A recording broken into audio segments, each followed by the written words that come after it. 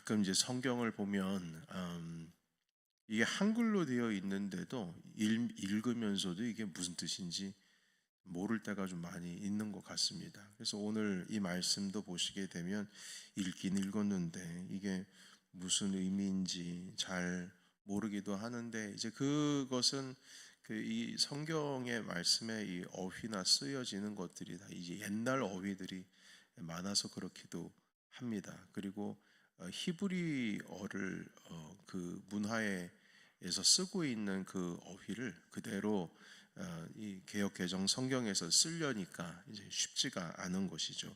그래서 오늘 그 읽은 말씀을 좀 여러분들과 함께 전체적인 내용을 재해석해보고, 그리고 나서 우리 오늘의 교훈의 말씀을 좀 보도록 하겠습니다. 오늘 이 본문에는 두 가지 환상이 존재를 합니다. 첫 번째는 날아가는 두루마리 환상이고요. 두 번째는 에바 속의 여인의 그 환상입니다. 여기서 에바라고 하는 것은 우리 한국 말로 말하면 이제 뒤주 같은 거, 아니면 대박 같은 거, 좀 큰 대박, 한 20리터 정도 넣을 수 있는 도량형 대박입니다. 그러니까 이게 한 20리터 들어간다고 합니다. 한 에바가, 그러니까 큰 항아리라고도 할 수가 있겠고요. 그래서 그 에바 속에 있는 여인입니다. 먼저 이제 날아가는 두루마리 환상을 좀 보겠습니다. 이 날아가는 두루마리 환상에서 이 두루마리라고 하는 것은 하나님의 말씀이 적혀져 있는 두루마리입니다. 그 길이가 여기 보시게 되면 규빗이라고 하는 단어로 이제 도량 스탠다드로 나오는데, 이 성경에서 이제 규빗이라 하면은 한 팔꿈치 정도 길입니다. 팔목에서부터 팔꿈치 정도까지. 그래서 한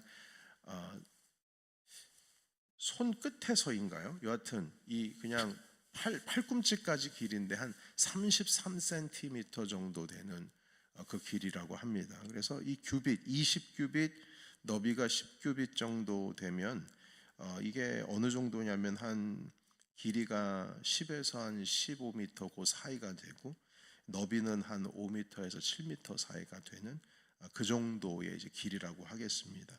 그런데 그 두루마리, 날아가는 그 두루마리의 말씀의 내용이 무엇이냐면 저주입니다. 저주가 그 안에 담겨 있어요. 도둑질하는 자, 그리고 맹세하는 자들에 대한 저주입니다. 이것은 그때 당시에 그 도둑질과 그리고 지킬 수 없는 맹세, 약속, 하나님과 한 약속을 하는 사람들이 많았다는 사실을 좀 알게 됩니다. 이 두루마리가 4절에 보시게 되면 도둑이 집에 들어가고, 그리고 하나님의 이름으로 지키지도 못할 약속을 하는 자의 집에 들어가서 그 집의 나무와 돌들을 다 그냥 불사르는 환상이 지금 나타나게 됩니다. 우리 4절에 있는 말씀 같이 읽겠습니다. 4절 시작. 만군의 여호와께서 이르시되 내가 이것을 보냈나니 도둑의 집에도 들어가며 내 이름을 가리켜 망령되이 맹세하는 자의 집에도 들어가서 그의 집에 머무르며 그 집을 나무와 돌과 아울러 사르르라 하셨느니라 하니라. 아멘. 이 말씀의 환상은 이 환상의 말씀은 하나님께서 말씀으로 이스라엘을 거룩하게 하시겠다, 정결하게 하시겠다라는 말씀입니다. 지금 우리가 스가랴서의 말씀은 성전을 재건하는 배경으로 쓰여진 것으로 우리는 계속 말씀을 나누고 있습니다. 바벨론 포로에서 예루살렘으로 사람들이 다 돌아갔는데, 성전을 도착하자마자 짓기 시작했는데 지은 지 1년도 안 돼가지고 멈췄어요. 정치적인 계략이 있고 주변에 있는 그 가나안 땅의 현지인들의 음모가 있었습니다. 이스라엘 사람들이 성전을 지으면 그 성전 중심으로 결집을 하게 될 것이고, 그러면 바사 왕의 그 페르시아 왕국에 반항하는 세력이 될 것이다. 이런 모함의 글이 상소가 되면서 이 성전 건축이 중단이 됐어요. 그리고 나서 한 15년, 16년 이 정도 이후에 다시금 하나님께서 이 성전을 재건해야 된다라는 명령을 스가랴서를 통해서 또 학개를 통해서 그리고 스룹바벨과 예수와 선지자를 통해서 다각적으로 말씀하시고 이루고 계십니다. 그 가운데 지금 이 스가랴서가 쓰여지게 됐고요. 이 스가랴서가 환상 가운데에 하나님께서 다시금 성전을 재건하라는 명령을 받고, 그리고 나서 이 환상의 내용을 이제 우리에게 소개를 하고 있는 겁니다. 그래서 이 주님께서 이 환상을 보여주시면서 주님의 말씀으로 이스라엘 백성들을 정결하게 하겠다. 근데 대표적인 그 죄가 뭐냐면 도둑질하는 거, 그리고 나서 하나님의 이름으로 약속을 하고 그 약속을 안 지키는 것. 이 두루마리가 그 집으로 들어가서 그런 약속을 안 지키는 자의 집이나 도둑하는 집에 들어가서 그 모든 것을 불사른다. 정결되게 하시겠다는 겁니다. 하나님의 말씀으로 정결하게 함과 동시에 성전도 이제 재건이 되는 것이죠. 두 번째 환상도 이와 비슷한 맥락에서의 환상입니다. 그 에바라고 하는 이 환상인데, 에바 속에 한 여인이 등장을 합니다. 아까도 말씀을 드렸듯이 이 에바는 큰 뒤주 같은 겁니다. 어떤 성경은 돛박이라고도 해석이 되어 있고, 어떤 성경은 광줄이다 이렇게도 번역이 되어 있는데요. 아까도 말씀을 드렸듯이 한 20리터 정도 들어갈 수 있는 작은 항아리인데요. 그 도량 항아리입니다. 그래서 우리나라 말로 말하면 뭐 한 대, 두 대 이러지 않습니까? 그래서 한 에바, 두 에바 이럴 정도로 도량을 나타내는 항아리인데, 이 항아리가 그 곡물을 양으로 기준으로 정했을 때 이제 이 에바의 도량 바구니를 사용을 한다고 합니다. 그런데 이 에바에 한 여인이 들어가 있습니다. 여러분 상상이 됩니까? 한 물 20리터 들어갈 수 있는 공간에 한 여자가 들어갈 수 있는지, 제가 상상하기에는 들어갈 수는 없을 것 같아요. 그런데 이 환상 가운데 여하튼 그 에바 속에 한 여인이 들어갑니다. 그런데 이 여인이 도대체 무엇을 의미하는가? 이 8절에 있는 말씀 보시겠습니다. 8절, 우리 7절부터 8절 읽어볼까요? 자, 시작. 그 에바 가운데에는 한 여인이 앉았느니라 하니 그때에 둥근 납 한 조각이 들리더라. 그가 이르되 이는 악이라 하고 그 여인을 에바 속으로 던져놓고 납 조각을 에바 아귀 위에 던져 덮더라. 아멘. 여기서의 이 납 한 조각은 납으로 만든 무거운 뚜껑을 의미합니다. 그리고 이 여인이 무엇을 뜻하느냐라고 했을 때 그가 이르되 이는 악이다 이렇게 8절에 말씀을 하고 있습니다. 여인을 다시 그 에바 속으로 던져놓고 이 악을 던져놓고 그리고 그 위를 납뚜껑으로 덮습니다. 밀봉했다는 뜻입니다. 납으로 밀봉했어요. 그리고 이 에바가 들려서 두 여인에 의해서 들려서, 제가 볼 때는 이게 천사 같아 보이는데요. 들려서 이 납조각이 이 납조각으로 덮어 있는 납뚜껑으로 덮어 있는 이 에바가 공중으로 드러 날려서 신할 땅으로 옮겨갑니다. 근데 이 신할 땅이라고 하는 것은 바벨론 땅을 의미합니다. 여러분 신할 평지 어디서 많이 들어보지 않았습니까? 창세기 말씀에 보시게 되면 신할 평지에서 바벨탑이 세워졌죠. 바로 그 땅입니다. 바벨론이 있는 그 땅으로 다시 돌아갑니다. 이스라엘을 포로로 끌고 간 바로 그 땅이죠. 이 의미는 하나님께서 이스라엘에 있는 모든 악들을 모아서 신할 땅, 곧 바벨론 땅으로 날려버리시겠다라는 말씀입니다. 이 에바라고 있는 항아리는 곡식을 담는 항아리이기도 했지만 우상을, 여러분 때로는 이 안에다가 이제 여러분 광주리가 그냥 곡물만 담는 광주리입니까? 광주리 안에는 빵도 담을 수 있고 그 광주리 안에는 다른 용도로 다용도로 사용할 수 있지 않겠습니까? 마찬가지로 이 에바라고 하는 항아리도 다용도로 사용되어진 것 같습니다. 곡식을 담는 항아리이기도 했지만 그때 당시에 때론 그 우상을 담아서 옮기는 역할을 했다고 합니다. 그러니까 이 여인이라고 하는 에바 속에 있는 여인이 악을 상징을 하는데 바로 그 악을 상징하는 이 여인이 바로 우상을 상징한다고도 볼 수가 있습니다. 성경학자들이 또한 말하는 것입니다. 우상이에요. 그 에바 속에 들어가 있는 그 여인이 우상이라고요. 그래서 뭐 옛날 우상은 뭐 오늘날 우리가 그 보통 상상하는 우상은 커다란 신상 같은 것을 생각을 하겠지만 과거 그 드라빔이라고 하는 우상도 보면은 한 손에 딱 쥐을 수 있는 우상이거든요. 그 아브라함도 그 옛날 하란 땅 이전에 그 갈대아 우르에 있을 때 아버지 데라와 함께 우상 만드는 그 조각 만드는 사람이었다고 하는데 그것이 뭐 이렇게 커다란 신상이 아니고 손에 쥐는 신상, 뭐 아담한 신상입니다. 그것을 에바 속에 담아가지고 그냥 던져버리겠다 이렇게 말씀을 하고 있는 것이에요. 그래서 여러분 이 의미가 10절과 11절에 의해서 조금 더 확실해지는데요. 우리 10절과 11절 같이 읽겠습니다. 자, 시작. 내가 내게 말하는 천사에게 묻되 그들이 에바를 어디로 옮겨가나이까 하니 그가 내게 이르되 그들이 시날 땅으로 가서 그것을 위하여 집을 지으려 함이니라. 준공되면 그것이 제 처소에 머물게 되리라 하더라. 아멘. 여러분 여기 11절에 보면 그 에바를 위해서 집을 지으려 한다 이렇게 표현하고 있는데 이 집이 신전입니다. 그 신전에 옮겨 놓겠다 이렇게 말씀하는 겁니다. 그 우상은 예루살렘에서 다 떠나가서 그 신할 땅 바벨론에 있는 그 템플 하나 집 지어 놓으면 거기다가 이 에바를 던져놔서 우상은 그곳으로 다 보내겠다 이렇게 말씀하시는 것이죠. 그래서 여하튼 이 악덩어리들 여러분 그 70년 이상 되는 그 기간 동안에 예루살렘의 성전을 회파가 돼 있고 그러면은 그 예루살렘에 얼마나 많은 민족이 다시 가나안 민족뿐만 아니라 그들이 섬기는 어떤 그 우상들이 얼마나 많았겠습니까? 그리고 바벨론이 다스리는 나라가 되니까요. 바벨론으로부터도 이 우상이 예루살렘에 유입이 돼서 얼마나 많은 우상들로 예루살렘이 가득 차 있었겠습니까?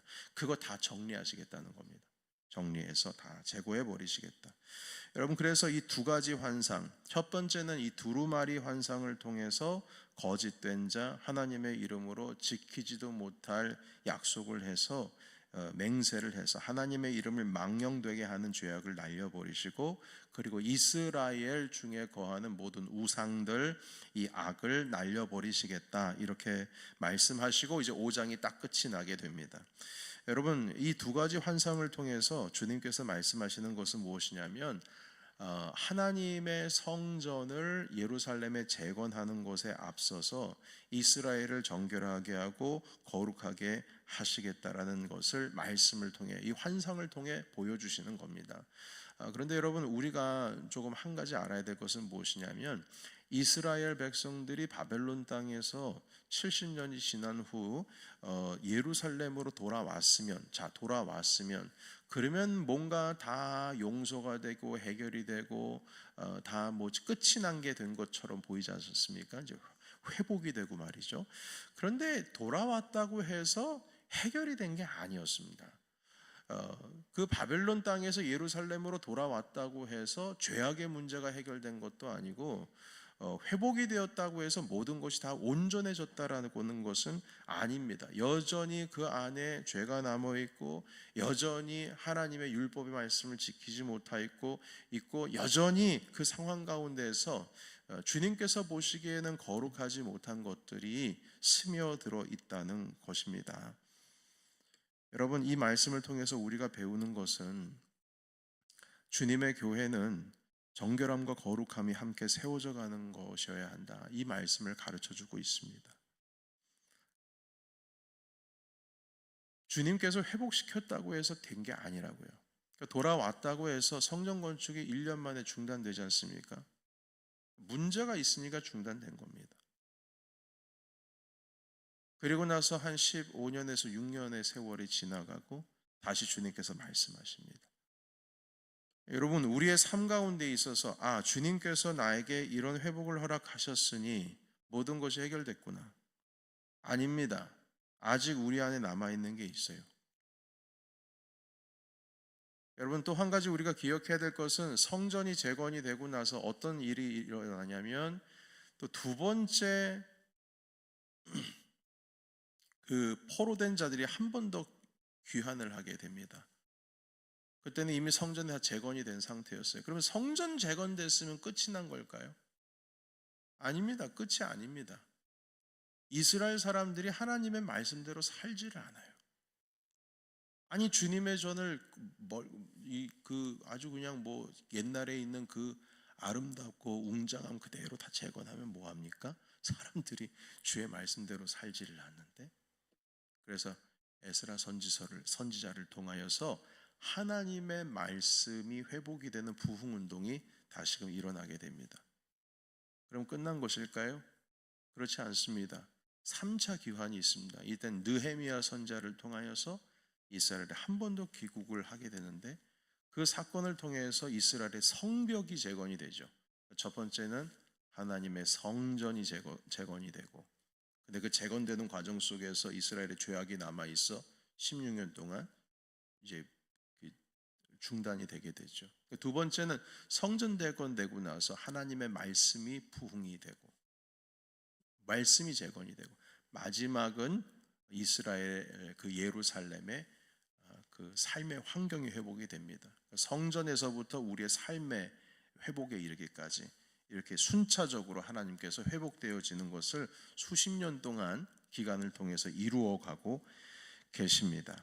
여러분, 우리 공동체가 온전히 새롭고 거듭나기 위해서는, 그리고 우리 가정이 또한 주님의 뜻대로 세워지고, 그리고 또한 그 부흥이 일어나기 위해서는 가장 먼저는 우리의 삶 가운데 거룩과 정결이 회복이 되어야 된다는 것입니다. 세속적이지 않은 성품, 세속적이지 않는 말의 습관, 세속적이지 않은 우리의 행동, 모든 것을 의미합니다. 하나님 앞에서 서 있을 수 있는 거룩함과 정결함이 회복되어야 따라서 그것과 함께 성전도 재건이 될 수 있다, 이렇게 말씀을 하십니다. 그래서 오늘 이 말씀을 통하여서 우리가 한 가지 배워야 되는 것은, 내가 주님 앞에서 거룩한가? 내 입술, 내 모든 삶, 이 모든 것이 주님 안에서 거룩한가? 두 번째는 우리 공동체가 감히 주님 앞에서 정결하다고 말할 수가 있는가? 우리가 하나님의 말씀과 기도로 무장이 되어 있는가? 우리가 속한 공동체, 내가 세상과 분명히 뭔가 다른 그 거룩함을 가지고 신앙을 가지고 있는지를 살펴야 될 것입니다. 거룩함이라고 하는 것은 하나님의 사람들이 가져야 할 신앙의 태도이며 모습입니다. 제사장들이 쓰고 있는 그 모자, 예식을 위한 그 모자 이마에는 대제사장은 하나님께 거룩 혹은 하나님께 성결이라고 하는 글귀가 이마에 새겨져 있다고 합니다. 그 이마에 해당되는 모자의 말이죠. 그리고 이 성결이 하나님의 그 지성소로 들어갈 수 있는 힘이 되고, 하나님의 성전에서 예배할 수 있는 자격이 되는 것입니다. 우리는 예수 그리스도의 보혈의 피로 말미암아 죄 씻음을 받은 거룩한 주님의 백성들입니다. 그런데 이것이 그냥 성경에 쓰여져 있는 글귀로서만 거룩한 백성이 아니라, 실제로 우리의 삶 가운데 정결하고 거룩한 삶이 되어야 우리가 참으로 주님의 이 전 안에서 주를 예배할 수가 있다는 것이죠. 그래서 오늘 이 말씀을 환상 가운데에 주시는 이 말씀을 우리가 함께 배우면서, 눈에 보이는 이 성전이 세워지는 것으로 만족되면 안 된다. 그리고 하나님께서는 재건을 명령했다 할지라도 우리 안에 거룩함과 성결이 없으면 그것이 중단된다. 그래서 15년에서 16년 동안 중단이 되었고요. 그리고 주님께서 다시 성전 재건을 명하실 때는 너희 안에 거룩과 성결이 다시 회복이 돼야 된다. 내 안에 있는 모든 우상들, 하나님이 넘버원이 되지 못하는 그 삶의 모든 우상들은 다 떠나가고, 하나님을 최우선으로 섬기는 그 심령의 터 위에 주님의 전이 세워지는 것이다, 이렇게 말씀을 하고 있습니다.